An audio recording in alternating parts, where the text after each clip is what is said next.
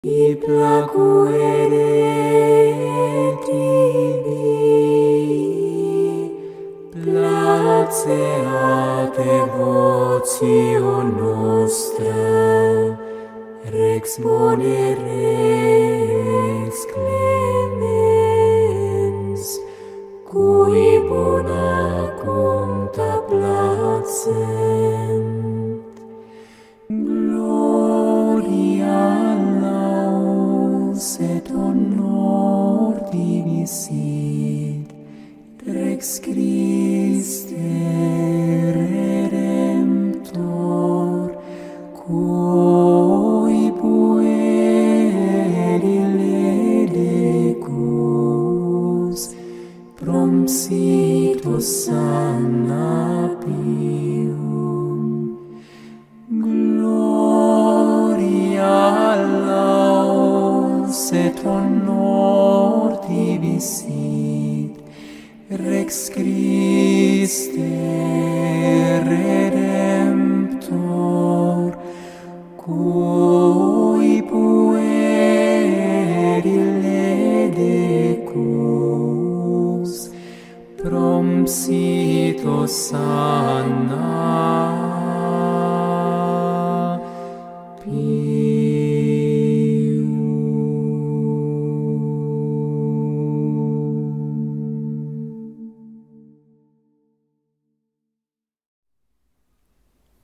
Itinerário da Mente para Deus, pelo Dr. Seráfico São Boaventura.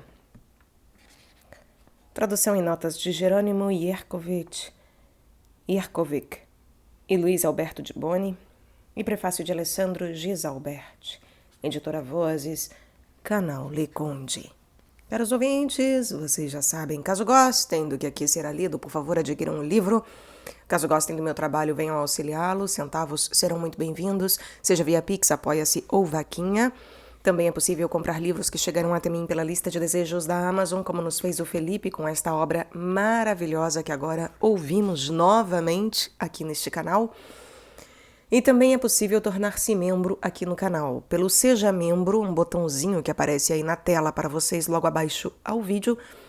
Então, por este botãozinho, vocês podem ver as possibilidades de assinatura mensal aqui do canal. Elas começam a R$ 1,99 apenas ao mês e seguem em outros valores, caso possam, devam e queiram. É claro, essas mensalidades também podem ser canceladas a qualquer momento. Muito obrigada a todos pela presença, eu desejo uma boa escuta e eu também peço para que, por favor, curtam, compartilhem, comentem, inscrevam-se no canal caso já não tenham feito, porque tudo isso faz muita diferença em termos de engajamento. E eu peço também para que, por favor, orem por mim e por todos nós. Lembrem de mim e me coloquem nas vossas orações, por favor. Muito obrigada. Seguimos para a nossa segunda meditação.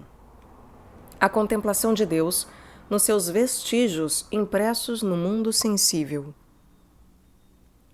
No espelho do mundo sensível, podemos considerar a Deus de dois modos, ou elevando-nos a Ele por meio dos seres que compõem o universo e que são como que o vestígio do Criador, ou contemplando o existente nos mesmos seres pela sua essência, pela sua potência e pela sua presença.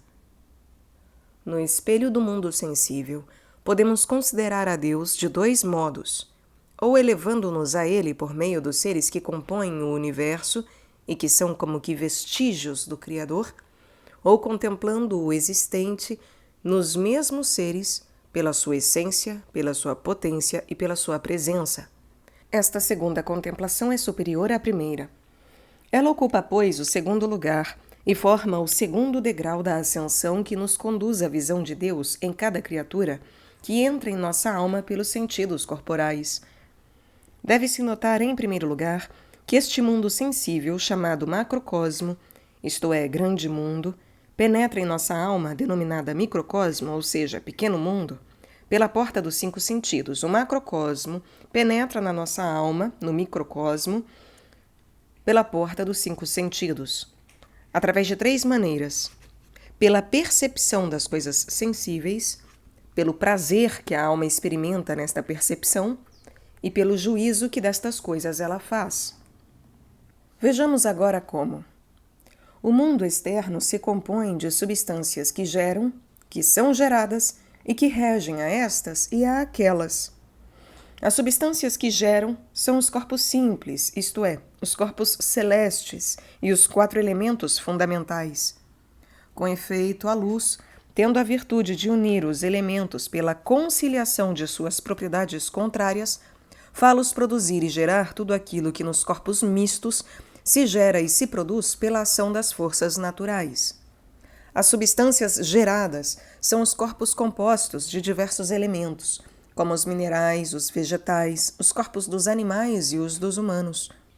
As substâncias que movem e regem as precedentes são as espirituais, quer inseparavelmente unidas ao corpo, como por exemplo a alma dos brutos, quer separavelmente unidas, como as almas racionais, quer totalmente separadas, como é o caso dos espíritos celestiais, que os filósofos chamam inteligências e nós denominamos anjos. Segundo os filósofos, a função dos anjos seria a de moverem os corpos celestes e de governarem o cosmos, recebendo, porém, da sua causa primeira, a potência da ação da qual se serviriam para manter as coisas no seu estado natural. Segundo os teólogos, ao invés, Deus confiou-lhes o governo do universo, mas, no que diz respeito à obra de nossa salvação. Por isso, são também espíritos administradores, enviados para ajudarem aos que devem ser um dia herdeiros da salvação. O homem, que é um pequeno mundo, o microcosmos, tem 5 sentidos que são como as portas, por meio das quais o conhecimento das realidades sensíveis entra em sua alma. Com efeito, pela vista entram os corpos celestes e luminosos e os coloridos. Pelo tato entram os corpos sólidos e terrestres.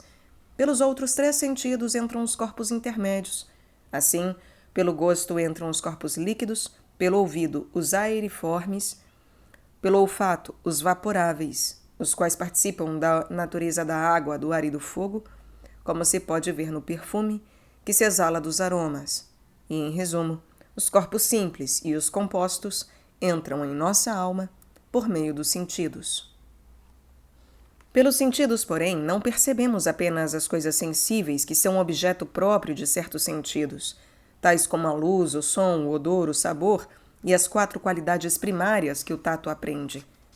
Por eles percebemos também as coisas sensíveis, que são um objeto comum a muitos sentidos, tais como o número, a grandeza, a figura, o repouso, o movimento, e descobrimos igualmente que tudo o que se move é movido por outrem, e que certos seres, os animais, por exemplo, têm em si mesmos a causa de seu movimento e de seu repouso. Daí segue-se que, quando nós percebemos por meio dos sentidos o movimento dos corpos, somos induzidos ao conhecimento das substâncias espirituais que os movem, assim como o efeito nos conduz ao conhecimento de sua causa. Todo este mundo sensível, então, com os seus 3 gêneros de seres, entra em nossa alma pela percepção. Notemos, no entanto, que as coisas sensíveis, que são as primeiras a penetrarem na alma pela porta dos 5 sentidos, sendo exteriores e materiais, não entram pela sua substância material, mas unicamente pela sua semelhança ou imagem. Esta imagem se forma primeiramente num lugar intermédio e distinto, daí passa para os órgãos externos. Estes a transmitem ao sentido interno e daqui passa à faculdade apreensiva. É assim que as imagens de todas as coisas que provêm de fora, geradas primeiro neste lugar intermédio, transportadas depois aos nossos órgãos pela reação da faculdade apreensiva sobre a imagem, engendram a percepção de todos os objetos exteriores. Quando a percepção tem por objeto uma coisa que nos convém, ela vem acompanhada de prazer. Efetivamente, o sentido se compraz no objeto percebido mediante a imagem ou semelhança abstraída dele, seja por causa de sua beleza, quando se trata da vista, seja por causa da sua suavidade, como no olfato e no ouvido, ou seja por causa da sua salubridade, quando se trata do gosto e do tato. Mas a razão de todo o prazer é a proporção. Ora, a imagem de onde provém o prazer é simultaneamente forma, virtude e ação. É forma em relação ao objeto de onde emana. É virtude ou potência em ordem ao meio pelo qual passa. É ação em razão do término sobre o qual age. Consequentemente, considerada na imagem sensível, enquanto tem caráter de forma, a proporção se chama beleza. Com efeito, a beleza não é senão uma igualdade numérica, isto é, uma certa disposição das partes unidas à suavidade das cores. Considerada notavelmente na imagem sensível, enquanto tem caráter de potência ou força, a proporção se denomina suavidade, sempre que a virtude agente não exceder a capacidade daquela que recebe a impressão sensível. O sentido, de fato, sofre nos extremos e se compraz no meio-termo. E, finalmente, considerada na imagem sensível, enquanto tem caráter de uma impressão eficaz, a proporção chama-se salubridade, sempre que o agente, pela sua ação, satisfaz uma necessidade do recipiente. Esta ação é então salutar para ele, porque o conserva e o nutre. É sobretudo no gosto e no tato que se experimenta essa atividade benéfica. Daí se deduz que as coisas sensíveis entram na alma pela sua imagem ou semelhança, produzindo o prazer de acordo com as 3 maneiras que lhes são próprias. O juízo segue a percepção e ao prazer. Com o juízo não se julga apenas se uma coisa é branca ou preta, o que pertence a um sentido particular, ou se é nociva ou benéfica, o que é próprio do sentido interior. Mas também se julga e se dá razão de por que essa coisa nos é agradável. Com o juízo, portanto, procuramos a causa do prazer, que a percepção de um objeto nos faz experimentar. Mas buscar a causa do prazer sentido é procurar a causa da beleza, da suavidade e da salubridade do objeto. Descobrimos assim que a dita causa é uma proporção de igualdade. Ora, a razão da proporção é a mesma, tanto nos objetos grandes como nos pequenos. Ela não se estende com as dimensões, nem passa com o que passa, nem o movimento das coisas a altera. A natureza da igualdade é, pois, independente do lugar, do tempo e das mutações. Por isso mesmo ela é imutável, sem limites no espaço e no tempo, e inteiramente espiritual. O juízo é, portanto, o ato que faz entrar na inteligência, depois de tê-la depurado pela abstração, a imagem sensível percebida pelos sentidos. O juízo é, portanto, o ato que faz entrar na inteligência, depois de tê-la depurado pela abstração, a imagem sensível percebida pelos sentidos. E assim, todo este mundo sensível entra na alma humana pela porta dos sentidos, mediante as 3 operações de que acabamos de falar. Ora, tais atividades são vestígios nos quais podemos contemplar a Deus como em tantos outros espelhos. Com efeito, a imagem percebida é uma semelhança do objeto gerada num lugar intermédio e impressa depois no órgão, a qual, por meio desta impressão, induz-nos ao conhecimento de seu princípio, isto é, do objeto que representa. Consequentemente, este processo nos indica com evidência que também a luz eterna gera de si mesma uma imagem ou um esplendor que lhe é igual, consubstancial e coeterno. E insinua-nos que aquele que é a imagem do Deus invisível, o resplendor de sua glória e sua figura e a figura da sua substância, a imagem do Deus invisível e resplendor de sua glória e figura de sua substância, e que existe em todas as partes por sua geração primeira, como um objeto gera sua imagem ou semelhança em qualquer meio, então, esta imagem, este resplendor, se uniu pela graça da união à natureza racional, como a imagem se une ao órgão corporal, para, por meio de tal união, reconduzir-nos ao Pai como princípio originário e objeto. Portanto, se todas as coisas cognoscíveis têm a virtude de gerar uma imagem de si mesmas, é evidente que em todas elas podemos contemplar, como através de um espelho, a eterna geração do Verbo, Filho e imagem de Deus, eternamente emanado do Pai. De igual modo, A imagem das coisas sensíveis que nos agrada, porque é bela, suave e salutar, insinua que esta primeira imagem do Pai é a beleza, a suavidade e a salubridade por excelência, que ela possui uma proporção e uma igualdade perfeitas com aquele que a gera, que ela frui de uma virtude real e não imaginária, que se expande, que, por fim, a impressão que produz sobre nós é salutar e plena, capaz de satisfazer todos os nossos desejos. O prazer, portanto, nasce em nós da união com aquilo que nos convém. Por outra parte, só a imagem de Deus é soberanamente bela, suave e salutar. Finalmente, só ela se une a nós realmente, intimamente e com uma plenitude que esgota toda a nossa capacidade. De tudo isso, então, deve-se deduzir que só em Deus está a fonte da verdadeira felicidade e que todos os gozos que causa a visão das criaturas nos conduzem à busca desta verdadeira felicidade. O juízo, porém, vai nos fornecer uma maneira mais excelente e mais imediata de contemplarmos a verdade eterna. Com efeito, o juízo se realiza segundo uma lei que faz abstração do tempo, do lugar e da mutabilidade, e por isso mesmo da dimensão, da sucessão e da mutação, isto é, realiza-se de acordo com uma lei que não pode mudar, nem ter limite algum no espaço e no tempo. Ora, nada é absolutamente invariável, sem limites e sem fim, senão aquilo que é eterno. E tudo que é eterno é Deus, ou está em Deus. Se, portanto, todos os nossos juízos repousam sobre esta lei, então a consequência é óbvia. Só Deus é a razão de todas as coisas, a regra infalível e a luz verdadeira. Nesta luz brilham todas as criaturas de uma maneira infalível, indelével, indubitável, irrefutável, invariável, ilimitável, no espaço e no tempo, indivisível e intelectual.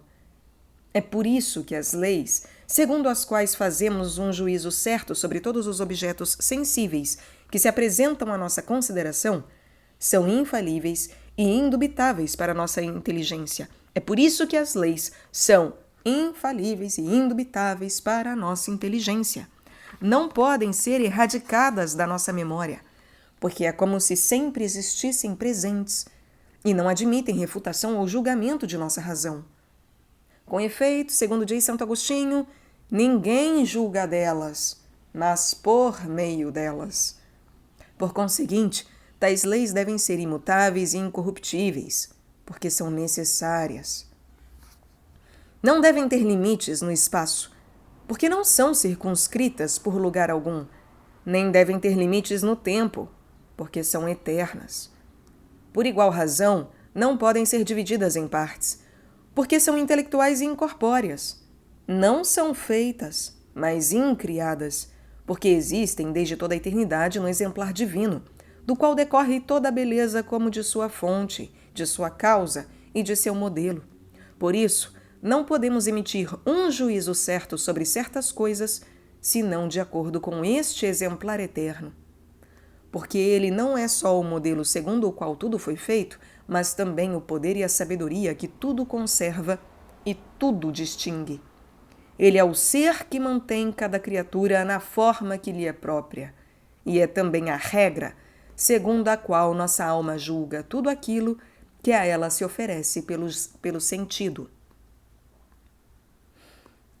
Esta consideração pode ainda se desenvolver percorrendo as 7 espécies de números, com os quais se ascende a Deus como por 7 degraus. Santo Agostinho seguiu este método no seu tratado sobre a verdadeira religião e no seu 6º livro sobre a música.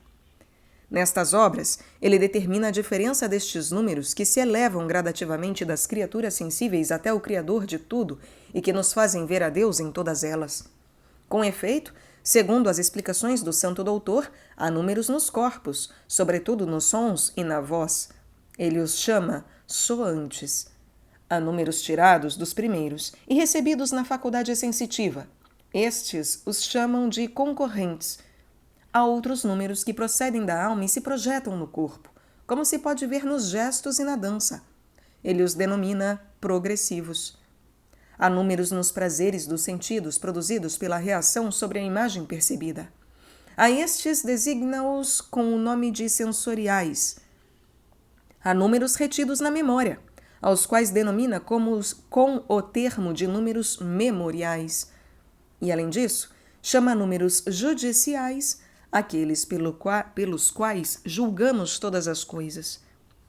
Estes, os judiciais, como se faz observar, estão necessariamente acima da nossa mente, pois que são infalíveis e não dependem do nosso julgamento. Estes últimos criam nas nossas almas os números artísticos, que, no entanto, Santo Agostinho não menciona nesta classificação por estarem conexos com os judiciais. Destes derivam os números progressivos, dos quais tiram sua origem numerosas formas de obras artísticas.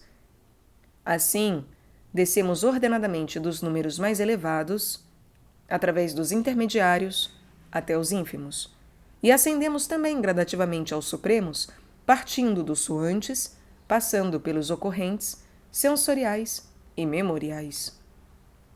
Portanto, porque todas as coisas são belas e de certo modo agradáveis, porque a beleza e o prazer não podem existir sem a proporção e porque a proporção se encontra principalmente nos números, é necessário que em todas as coisas se encontre o número.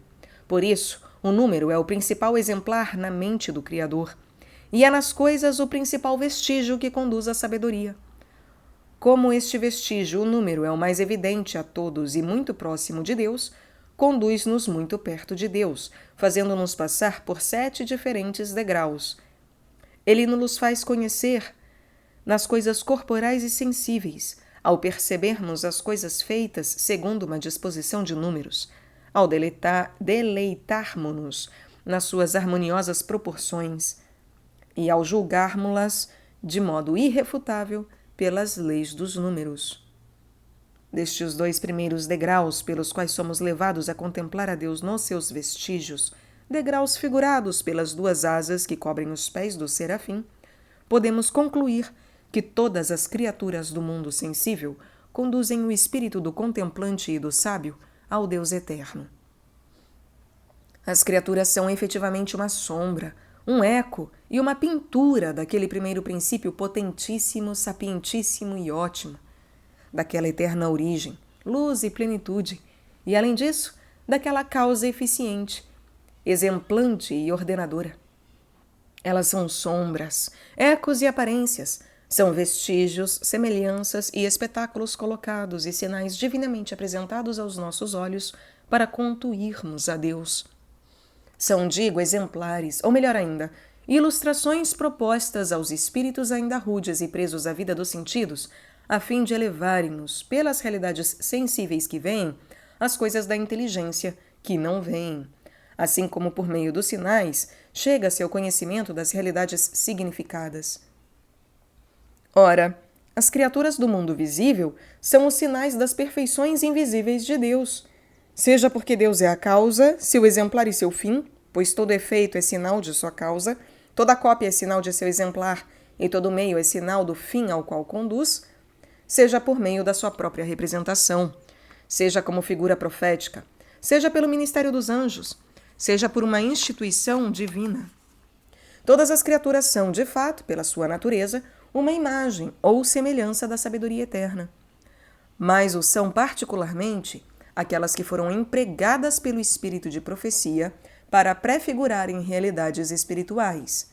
São-no, porém, mais especificamente, aquelas em cuja figura Deus quis aparecer pelo ministério dos anjos, e de maneira toda especial, aquelas que Deus mesmo instituiu para serem sinal da sua graça, e não apenas um sinal no sentido ordinário da palavra, mas um sinal que é um sacramento.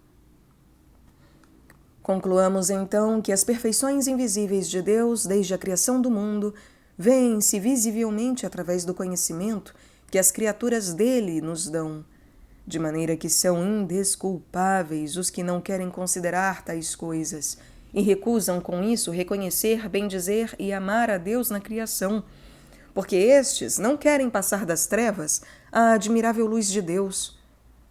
Nós, porém, demos graças a Deus por meio de Jesus Cristo, Senhor nosso, que nos tirou das trevas para conduzir-nos à sua maravilhosa luz.